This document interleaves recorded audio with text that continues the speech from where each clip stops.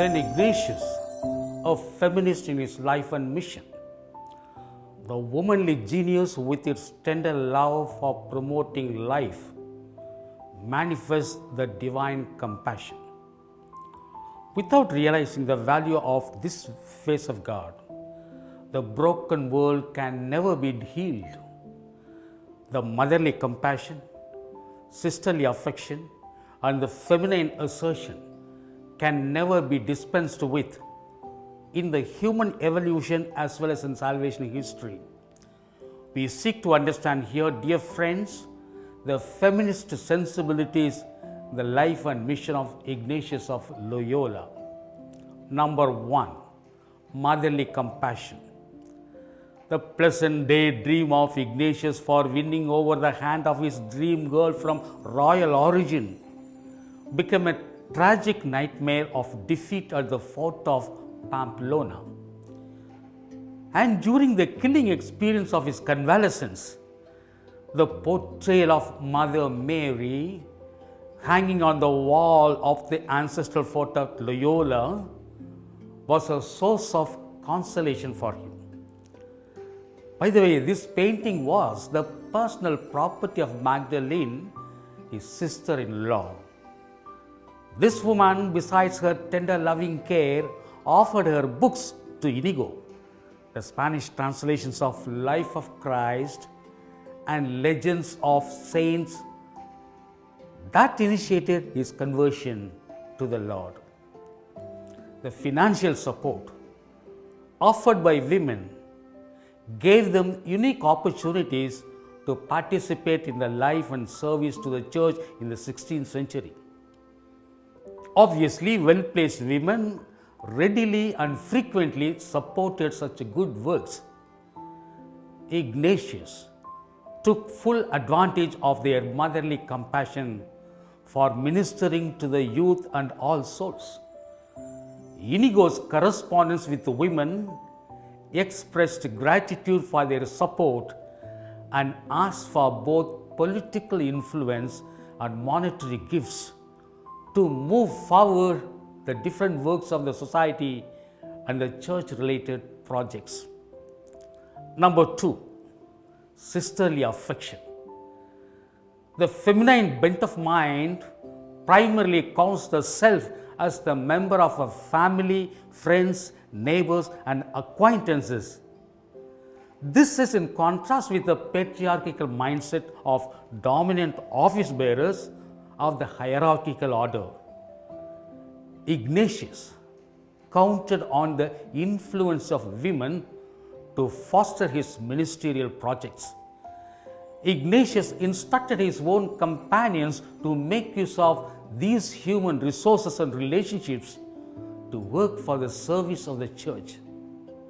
Networks, team involvement, and community discernment without losing the sense of personal care of persons are the hallmarks of Ignatian vision of apostolic efficaciousness.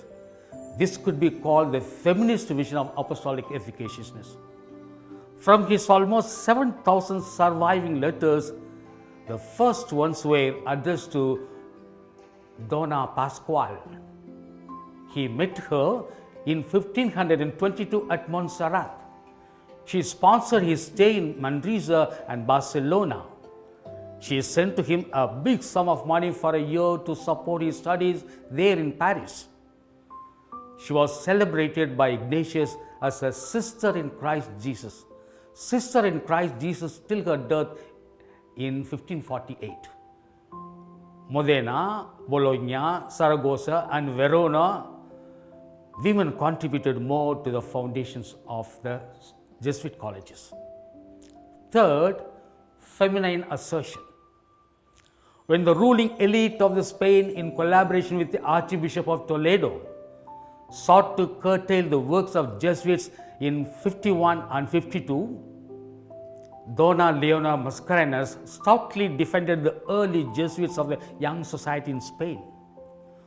Fondly called as the mother of the Society of Jesus, she undertook welfare programs for poor women In one of his last letters, he expressed his gratitude for her intense love and charity in the Divine Majesty.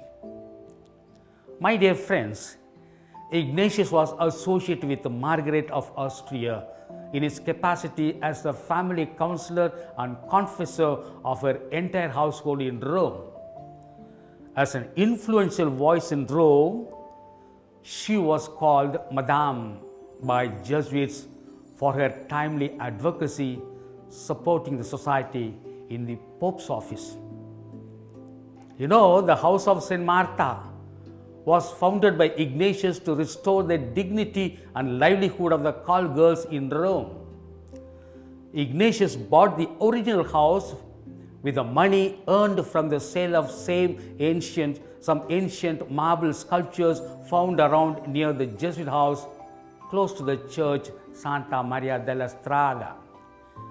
The religious of Campagna della Grazia were the collaborators with the Jesuits.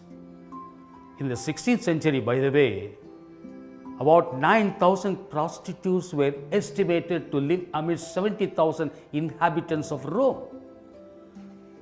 This ministry, initiated by Ignatius, eventually became an important collaborative ministry approved by the Pope with the eminent women in many places like Florence, Bologna, Messina, Modena, Trapani, and Palermo. This very house of St. Martha, established for the restoration of the fallen women in the 16th century, is the simple domicile of Pope Francis in the 21st century today. Finally, what should the Jesuits to learn from the womanly genius? The patterns of respect for womanly genius, grateful acknowledgement of their abilities, and collaborative ministries with women are the visible elements identified in the life and mission of the Ignatius.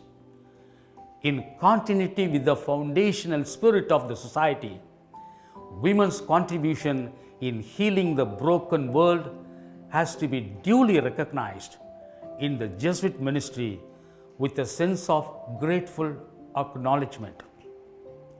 Dynamic ownership of the common goal of healing the broken world for serving the glory of God has to be the focal point in all Jesuit attempts at personal care, apostolic priority, collaboration with the women, friendship with men as companions of Jesus. Thank you so much.